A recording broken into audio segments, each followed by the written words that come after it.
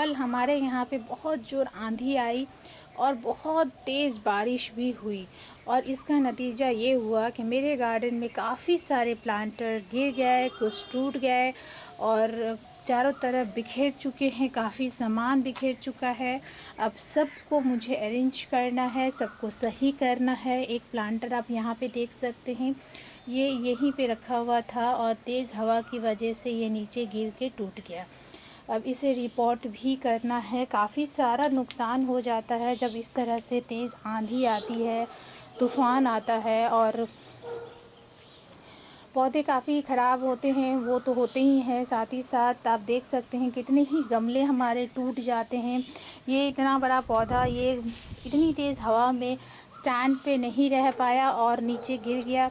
अब ये गमला भी सही है या टूट गया वो मुझे देखना है। और यहाँ पे देखिए ये पूरी तरह से टूट गया, इसको भी मुझे रिपोर्ट करना होगा।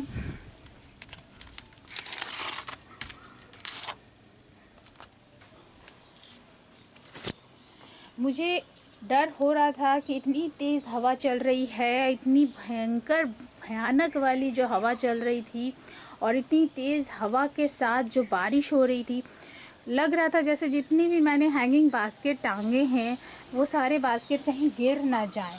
तो लकीली इस चीज़ के लिए मैं बहुत लकी रही कि एक भी बास्केट मेरा टंगा हुआ नीचे गिरा नहीं। बट जो बड़े बड़े प्लांट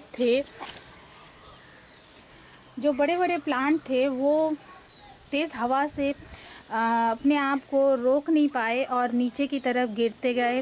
काफ़ी सारा तो मैंने ऊपर आके कल ही उठा दिया था, बट क्योंकि अंधेरा हो चुका था, जब आंधी तूफ़ान आया अंधेरा हो चुका था, तो कुछ मैंने किया और कुछ मैं नहीं कर पाई। बहुत तेज़ बारिश भी हो रही थी। जो पौधे काफ़ी लंबे हो गए थे वो नीचे की तरफ झुक गए हैं, कुछ तो टूट भी गए हैं। यहाँ पे आप एक देख सकते हैं ये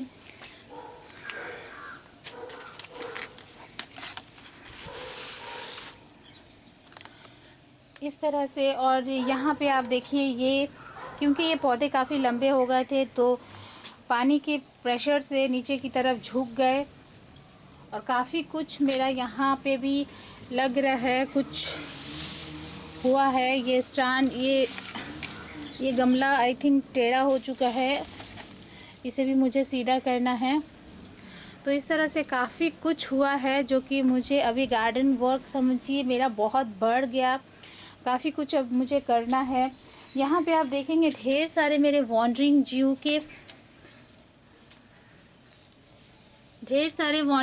की कटिंग आपको दिखेगी। एक्चुअली ये कटिंग नहीं है, ये मेरे यहाँ पे जो प्लांटर लगा हुआ था, इतनी तेज़ हवा आई, तेज़ हवा की वजह से प्लांटर से लगे हुए टहनी सब टूट के गिर गए। कितने सारे आप यहाँ पे भी देखेंगे ये गमले कैसे उजड़ गए हैं, गिर गए हैं। देखिए कितनी ही टहनियाँ जो है, कितनी ही वॉन्डरिंग जीव की टहनी नीचे टूट के गिर गई। यहाँ पे आप देखेंगे एक ये स्पाइडर प्लांट का रनर्स है और एक ये प्लांट भी दिख रहा है मुझे। तो स्पाइडर प्लांट में से भी उसके रनर्स निकल के गिर गए, रनर्स टूट गया, तो इसे भी मैं लगा देती हूँ कहीं पे। तो इस तरह से काफ़ी कुछ आंधी आने की वजह से नुकसान हो जाता है।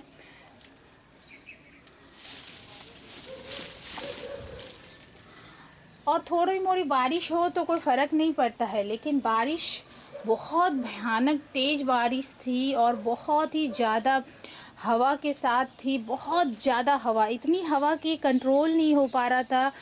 मैं जब बारिश हो रही थी तब मैं आई भी थी टेरेस पे कि मैं कुछ संभाल लूँ, बट पॉसिबल ही नहीं हो रहा था, इतनी तेज़ हवा थी, कुछ कंट्रोल ही नहीं हो पा रहा था। इधर संभालती उधर गिर रहा है, उधर संभालती हूँ उधर गिर रहा है।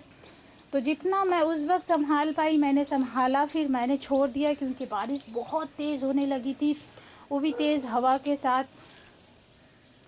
तो इस तरह से जो मौसम का मार होता है हमारे प्लांट में काफ़ी नुकसान कर जाता है। हम तो सिर्फ प्लांट को लेके दुखी होते हैं, बहुत जगह तो इससे भी ज़्यादा भयानक नुकसान हो जाता है, जिसमें मैंने इस बार काफ़ी सारे पौधे कट कर दिए थे। मेरे गार्डन में बहुत बड़े बड़े पौधे थे और जो आंधी आती थी अक्सर यही होता था।